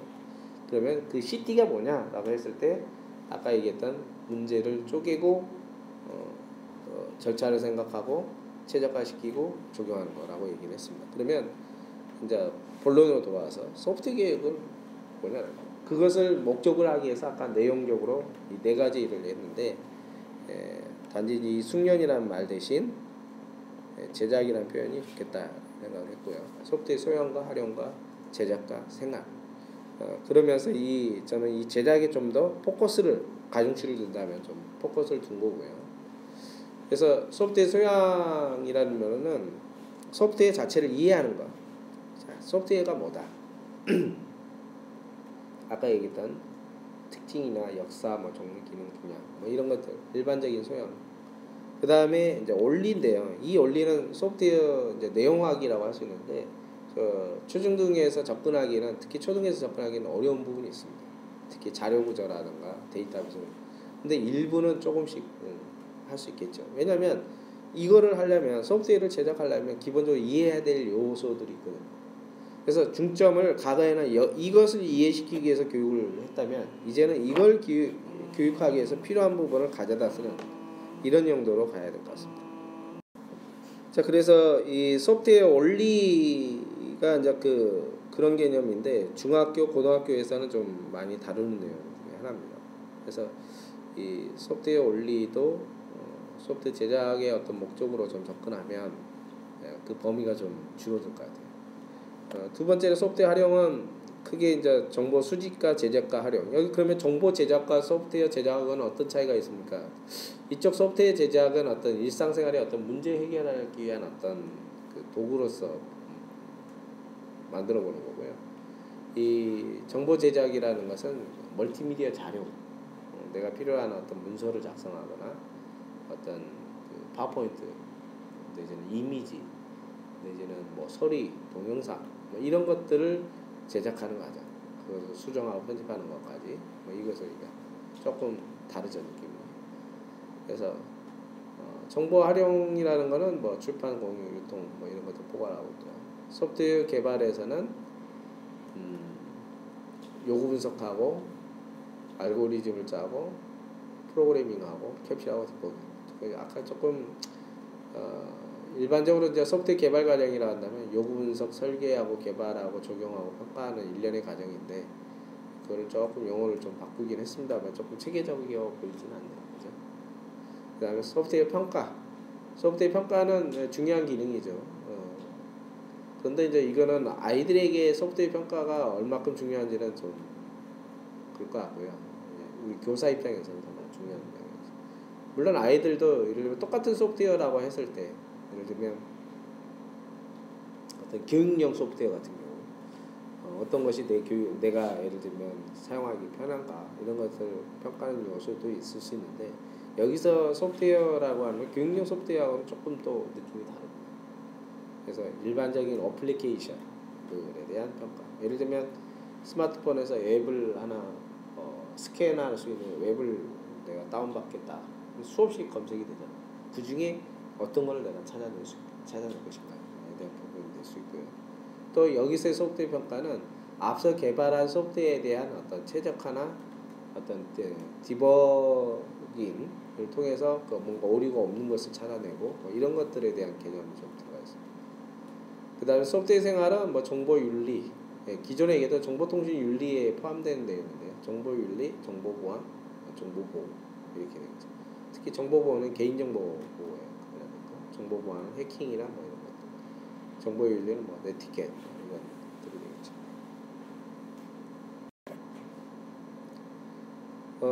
이제 소프트웨어 교육의 이제 내용들을 좀 재구성을 해봤는데 이거를 지난 한국정보교육학회에서 지난 2월 달이었던 거 3월 달부터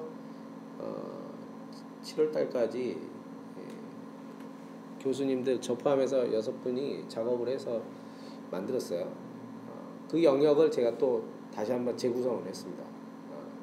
우리 학계에서 생각하는 거하고 또 저하고 생각하는 게 조금씩 다르기 때문에 그래서 제 나름대로 재구성을 했어요. 그래서 그것을 제가 생각하는 소프트웨어 생활 활용 제작이라는 네 가지 영역으로 구분해서 한번 용어도 좀 바꿔보고 해봤습니다. 그래서 특히 소프트웨어 이제 제작 쪽을 보면 알고리즘을 이해하고 표현하고 분석하고 개발하는 거. 그러면 알고리즘 이해하고 표현은 어떻게 다른가요? 그거는 이제 세부적으로 또 항목을 만들었어요. 뒤에 나옵니다.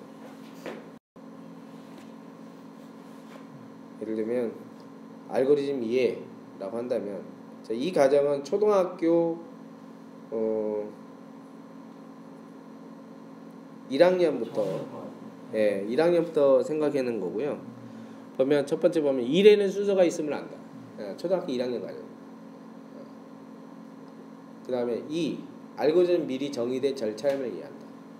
컴퓨터는 정해진 알고리즘에 따라 실행됨을 이해한다. 그러니까 컴퓨터라는 것은 그냥 뭐 아무렇게 실행되는 게 아니라 이미 뭔가가 있어 순서화된 뭔가 절차가 있어 그 절차에 따라서 한다. 그래서 컴퓨터를 항상 키면 똑같은 작업을 하는 이유가 뭐냐. 그래서 예를 들면 아이들한테 직접 보여. 야 컴퓨터를 킬 때 뭐를 하는지 한번 순서대로 한번 적어볼까?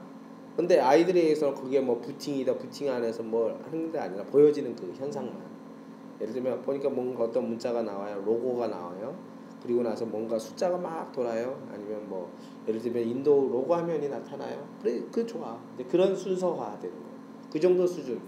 나중에 중학교 가면 안에 가서 부팅의 과정, 예를 들어 파티션 어디서 가져오고 이런 걸 하겠지만 아이들은 이제 그런 개념. 일상생활에서 일어나는 일들을 순서대로 생각해보고 또 컴퓨터라는 것이 그런 순서대로 뭔가 일이 이루어지고 그 순서라는 게 나중에 보면 그게 프로그램이라는 거고 그 프로그램을 만드는 게 프로그래밍이라는 거고 뭐 이런 것들을 이제 개념들을 하나씩 이해가. 근데 그걸 우리가 보면 무슨 코딩을 초등학교 1학년들한테 가르칠 수 있나요? 가르칠 수 있잖아요.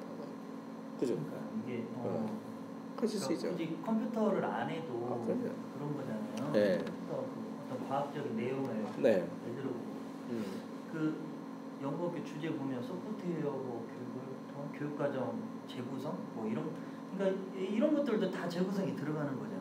그렇죠. 네. 추출해가지고. 그렇죠. 이거는 이제 교과에 적용할 수도 있어요. 교과에서 예를 들면 뭐 진짜 우리 공부할 때 한 번이라도 그런 거 해보는 가끔 저는 이제 그런 책을 전체를 보게 해봐요. 한 단원 내용을 전체를 다 보고 단원 이거다가 아니라 그 단원에서 소개해주는 그것만 있는 거예요. 전체적으로 그림을 다 보게 해요. 그러면 아이들이 정말 생각이 달라져요. 어떤 순서대로 어떤 내용을 배우는지 한번 얘기해볼까 뭐 이런 거 그렇죠? 그런 것들. 그래서 간단한 일의 순서를 말하고 일이 일어난 순서에 따라 이야기를 만들어보고 이야기 만드는 과정이 하나 아까 얘기했던 추상화의 가장 기본적인 절차거든요. 왜냐하면 일어난 순서는 똑같아요. 자 컴퓨터가 이게 아니면 어떤 캐릭터를 주고 일상생활의 모습을 아니면 영화의 한 장면을 딱 보여줘요. 뭐 10초짜리로. 자 이거 일어난 이야기를 한번 해볼까? 이야기하는 것이 뭔가가 자기식의 어떤 표현하는 거예요. 근데 그 자기식의 표현을 뭔가 글로 문자로 표현해보고요. 그것을 문자로 표현한 것을 어떤 그림을 표현해보고 기호화 표현하고 그걸 나중에 하는 프로그래밍으로도 블록 단위 어떤 프로그래밍으로 만들 수 있다는 거죠. 스크래치나 이런 것들이 가능합니다. 그래서 이야기를 듣고 일이 일어난 순서 말해보고 그림을 보고 일어난 순서 일이 일어난 순서에 그림 카드 일이 일어난 순서에 맞지 않는 경우 새로운 일을 순서에 이게 사실은 백지 상태에서 우리가 순수하게 만들어낸 거 아니에요. 이미 미국의 미국 뭐 컴퓨터 교육 학회인가요? 거기라든가 아니면 컴퓨터 CSTA라고 하는데 컴퓨터 과학 티처 어소시에이션 협회 정도 될 것 같아요. 그래서 그런 컴퓨터 교사 뭐 협회 같은 거 이런 데에서 이미 이걸 만들었고 이거를 교육과정을 만들어놨어요. 그래서 미국은 우리나라처럼 내셔널 커리큘럼이 없어요. 내셔널 뭐 스탠다드가 없어서 그냥 그런 단체에서 그렇게 만들어 놓으면 그것을 가져다가 이제 각 주에서 쓰는 형태예요. 그래서 많은 주에서 사실은 이 커리큘럼 쓰고 있죠. 그 커리큘럼은 우리에 맞게끔 우리나라식으로 많이 바꾼 거예요. 또 이 자료는 영국의 지금 컴퓨팅 교육과정 그 자료, 인도에서 이게 하고 있는 프로그래밍 교육과정 이런 것들을 다 리뷰를 해가지고 그 자료를 만들어낸 거예요. 그냥 뭐 백지 상태에서 우리끼리 뭐 상상해서 만든 거 아니고요. 그 다음에 알고리즘 표현인데 이거는 이제 3, 4학년. 알고리즘 이해는 지금 1, 2학년 단계고요. 알고리즘 표현은 3, 4학년, 알고리즘 분석은 5, 6학년 이렇게 돼 있는데 알고리즘 표현은 조금 더 표현 이제 고급 일어난 조건에 이제 조건이라는 개념이 이제 들어요. 제가 빨간색으로 표현한 게 이제 핵심 키워드입니다. 반복. 일이 계속 반복적으로 일어나는 어떤 패턴을 찾아내서 이걸 단순화하는 거. 그다음에 처음 이제 순서도라는 개념이에요. 여기서 순서도는 정말 이 짓을 하지 말아요. 뭐 이게 이 기호는 시작 기호고 이거는 프린트 기호고 막 이거 다이아몬드는 이거 이거 판단 기호다. 이거 다음 중에 판단 기호는 이거 정말 되죠. 이거 순서도는 그냥 아이들이 편하게 그림 그리고 이거를 화살표를 표시하면 그게 순서도인 거예요. 네? 그리고 나서 뒤에 가서 맨 뒤에 야 너도 이렇게 표현하고 너도 이렇게 이거 표현하는데 우리 공통적으로 하나로 한번 만들어 볼까? 하면서 아이들끼리 그 반에서 합의해가지고 만들어내면 돼요. 그걸 꼭 순서도 해가지고 저기 표준화돼 그거 만들 필요. 그거는 저 뒷단계 중고등학교에서 표준 이게 표준이란다. 이 앞으로 이런 거 쓰자 해도 되는 거거든요. 꼭 여기에서 저학년 이 아이들한테 강제적으로 이게 표준이니까 이것만 써 안 된다는 거예요. 우리 학급에서 야 우리 뭔가 우리 게임할 때 뭐죠 우리 무어링 공공집방 할 때 야 이렇게 하면 시작이야 이렇게 기호하듯이 자 우리 시작 기호를 어떻게 해볼까? 우리 별표로 해볼까? 아니면 우리 곰돌이로 시작해볼까? 곰돌이 너무 어려워. 동그라미로 해볼까? 뭐 세모 뭐 어떤 모양만 그래 우리 반은 앞으로 이거는 뭐 하는 거야? 라고 시작하면 되는 거거든요. 그렇게 해서 그것을 순서대로 만드는 거. 그러면 아이들이 정말 재밌어요. 그걸 헷갈려 하지 않고요. 시험 문제도 실제 그렇게 내고 그러면 되는 거거든요. 근데 이 순서도 이런 약속이라는 것을 강제적으로 이건 약속이 이건 반드시 이렇게 써야 돼 라는 순간 창의성이 뭐고 다 사라져요. 그래서 그런 것들입니다. 순서도에 알고리즘의 순서를 나타내고 선택 알고리즘을 반복 알고리즘을 사용해보고 선택 알고리즘은 뭡니까? 예를 들어 if then 조건이 이럴 때 어떻게 할까? 그런데 이제는 여러 번 반복할 때 좀 다소하게 편한 방법 없을까? 뭐 이런 식으로. 자, 그 다음에 이제 고학년에서 이제 예측. 알고리즘만 보고 결과를 예측하는 거야. 앞에서는 뭐냐면 어떤 사건이 일어났어. 이거 어떻게 해결할까? 이런 개념이에요. 근데 이거는 문제가 딱 좋을까? 이 문제 해결 과정이 있는데 이거 결국 뭐 하려고 하는 거지? 좀 더 어려운 얘기가 예측을 하는 어떤 추상화하는 개념이 있기 때문에 추론해야 되니까. 그 다음에 이제 오류를 찾아내고요. 그 다음에 제대로 해결했는지 판단하고 또 그 기준에 따라서 효과적인 걸 찾아내고 이런 과정. 그래서 이게 하나하나가 사실은 학습 목표가 되어 있고요. 저희가 이 교육과정 구성할 때는 최소한 일주일에 2시간씩 초등학교 1학년 때 그렇게 해서 정보교과를 하나 만들어야 된다라는 취지로 만들었어요. 일단 쫙 나열해 쓴 게 이거를 지금 뭐 실과 17시간으로 한다는데 도대체 17시간으로 뭘 하겠어요 이 중에. 그러니까 이 내용을 충분히 이게 또 그 많은 영역 중에 한 영역이에요. 그 네 영역 중에 알고리즘은 또 그러니까 아까 네 영역으로 나눴죠. 그 네 영역에서 최소한 한 영역당 2개의 또 소영역이 있어요. 그 소영역 중에 하나가 알고리즘이고 그 중에 그걸 학년별로 하니까 이렇게 많아요. 그걸 또 하는 게 17차시씩 해서 이렇게 많은 주제가 나오는 거예요. 이거를 갖다가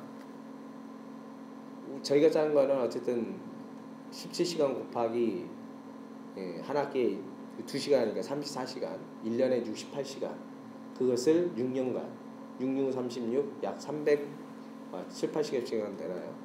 그 시간 동안 하게끔 짜놨는데 이거 17시간에 한대요. 그래서 그건 속되기가 안 하겠다는 거죠. 그래서 저희가 지금 강조하는 거는 우리 학교에서 실과 17시간 집어넣는 속되기가 안 하는 맛도 못하다. 그걸 얘기합니다. 왜? 나중에 그렇게 했다가요. 스크래치 교육하다가 이거 필요 없네. 이미 이제 스크래치 교육 학원에서 이제 이미 다 가르치기 시작하고 있어요. 그 애들 다 아는데 뭐 이거 배워서 뭐해? 이거 해가지고 뭐 우리 애들 뭐 프로그램을 할 것도 아닌데 이런 식이 될 게 불보듯이 뻔하다는 거지. 우리 ICT 교육이 그랬거든요. ICT 교육 5년 지나서 딱 없어졌잖아요. 없어지기 시작해서.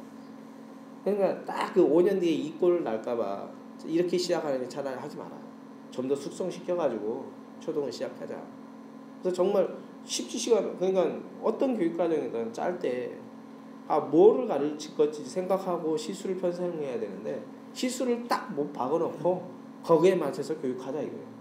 근데 다행히 그게 어느 정도 비슷하면 그 시간이 비슷하면 조금 줄이고 조금 늘리고 할 수 있죠.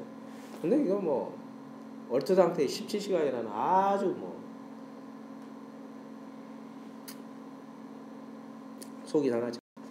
프로그램에 대한 교육입니다. 이것도 프로그램 이해 제작 어떻게 하는지 볼까요? 모호한 명령어와 정확한 명령어가 어떻게 다른지 이해한다. 일상생활에서 예를 들어 야 저것 좀 해와 라고 명령을 했어요. 무슨 말이냐 이게 얼마나 모호하냐 이거지. 저것 좀 해와. 야, 거기 있잖아 그거 거시기고 거시기 뭐 하잖아. 이것과 그렇지 않는 거를 아이들에게 처음에 이런 것부터 가르치는 거예요. 왜? 컴퓨터라는 건 정확한 명령어를 표현을 해야 돼요. 그래서 정확한 명령에 대한 소프트웨어를 실행하고 소프트웨어 명령을 내리는 방법을 알고 예를 들면 뭐 엔터를 친다든가 그 아이콘을 클릭한다든가 왜 우리가 그 아이콘을 더블 클릭해서 실행을 해야 되는 거 이런 것들에 대한 개념. 자 우리가 툴 교육할 때는요 그냥 야 이거 클릭하면 이거 실행된다 이거였거든요. 아이콘이 왜 아이콘을 그렇게 만들었을까? 왜 아이콘을 클릭해야 실행이 되는 걸까? 다르게 하는 방법은 없을까? 있죠. 얼마나 많아요. 직접 명령문 들어가서 하는 방법이 있고요. 그러니까 뭔가 좀 깊이 있게 생각할 게 가르쳐야 되는데 그냥 사용법만 가르치다 보니까 생각 없이 사용만 하는 거예요. 명령어는 순서가 있다는 거 알고요.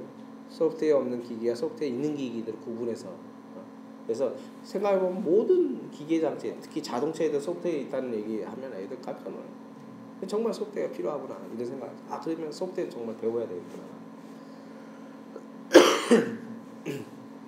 그 다음에 정보기기를 실제 작동시키는 방법, 데이터를 구분하는 방법, 제 프로그램 만들어 보는 거.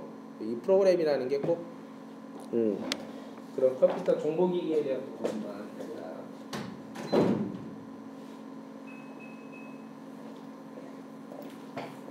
그리고 프로그램 제작도 아까 얘기한 것처럼 이제 문제 해결 측면에서의 그런 것도 있지만 실제 간단한 툴을 이용해서 직접 가르칠 수도 있습니다. 뭐 스크래치 이때 이제 스크래치 이용할 수도 있고요.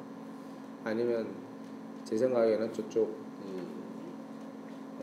코드.org 툴들을 이용할 수도 있을 것 같아요.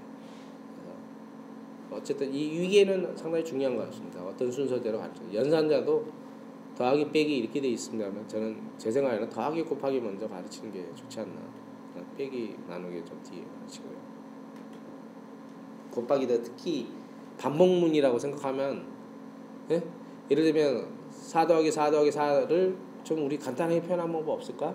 4를 3번 더해요. 그래? 그러면 4를 3번 더한다. 자 이거를 좀 더 기호화시키는 방법이 없을까? 4 곱하기 3이라는 거를 써요. 곱하기 기호를 꼭 거의 X를 표시해야 되나? 눈 표시로 하면 어떨까? 괜찮아요. 우리 나름대로. 근데 우리는 이제 곱하기 X 기호처럼 생긴 거를 한다. 근데 컴퓨터에서는 이 눈 표시, 이걸 표시를 한다. 그 이유가 뭘까? 이런 것도 생각해요. 왜 그 차판이 없으니까. 그걸 찾아서 넣으려면 어떤 키를 여러 번 눌러서 해야 되니까. 그래서 편의상 저렇게 했어요. 그러니까 우리가 그러면 더하기 기호는 꼭 저걸 써야 될까? 우리가 이제 예를 들어 더하기에다 동그라미 치는 거를 중학교 때 배우잖아요. 그 연산자 새롭게 만드는 거. 그게 이제 프로그래밍에서 얘기하는 연산자 오버라이딩이라는 개념이거든요. 왜냐하면 기존의 연산자가 너무 불편하니까 그것만 가지고는 못하니까 간단한 연산자. 그 연산자에는 예를 들면 뭐 피연산자하고 예를 들면 피연산자가 연산자인가요? 아니지. 연산을 당하는 수가 뭐예요? 재수와 피재수 하듯이 그죠? 어쨌든 연산자 N쪽에 있는 수하고 오른쪽에 있는 수에 대한 어떤 규칙도 있고 또 연산자라는 것은 우리가 생각하는 꼭 다항, 이항이죠. A 더하기 B처럼 두 개의 항만 있는 것과 하나만 있는 건 없을까? 우리가 만들 수 있다. 예를 들면 수학에서 그 C에서 제일 어려워하는 연산자를 우리 학부생들이 이렇게 해보면 I++를 이해를 못해요. I++. 근데 이거를 간단하게 I는 I 더하기 1이다. 근데 이걸 간단히 표현하다 보니까 I++라고 표현한다. 그러니까 이 I+ 표현하면서 얼마나 편리한지를 보여주면 자연스럽게 그걸 일부러라도 쓸 것 같아. 근데 문제는 I++가 I는 I+1이다라고 하는 순간 얘들은 이거를 도대체 또 헷갈리잖아요. 플러스 플러스 i하고 i 플러스 플러스를 너무너무 헷갈려요. 예? 그리고 너무너무 어려워하고 거기에다 그거 다 같이 붙을 때도 있어요. 물론 오류가 납니다. 그건 안 되거든요. 그러니까 그런 것들. 근데 그거의 깊은 원리를 이해를 가르치면 되는데 이것도 프로그래밍도 원리가 아니라 그냥 자, 이 연산자는 이렇게 씁니다. 용법 중심으로 하다 보니까 그러다 보니까 문제가 돼요. 자연스럽게 이 연산자가 왜 필요했는지. 그 얘기는 무슨 얘기냐면 선생님들이 가르치는 교수나 선생님들이 그 내부 단을 알아야 돼요. 소위 말하는 프로그래밍 언어로 프로그래밍의 기본적인 이론과 원리를 이해를 해야 돼요. 그 이론 속에서 이해한 속에서 가르치는 것과 단순히 피상적으로 이거는 이거니까 그 방법을 가르치는 건 다르다. 제가 그래서 사실은 실과에서 이 소프트 교육하는 걸 정말 반대합니다. 실과에서 소프트 교육하면 딱 그 방법만 알고 그것만 가르칠 것 같아요. 그 내부단 이야기를 왜? 라는 답변에 질문에 제대로 답변 못합니다. 그러면 어떻게 할 것인가? 이걸 코드.org를 한번 분석을 해봤습니다. 오늘 여기까지 하죠. 내가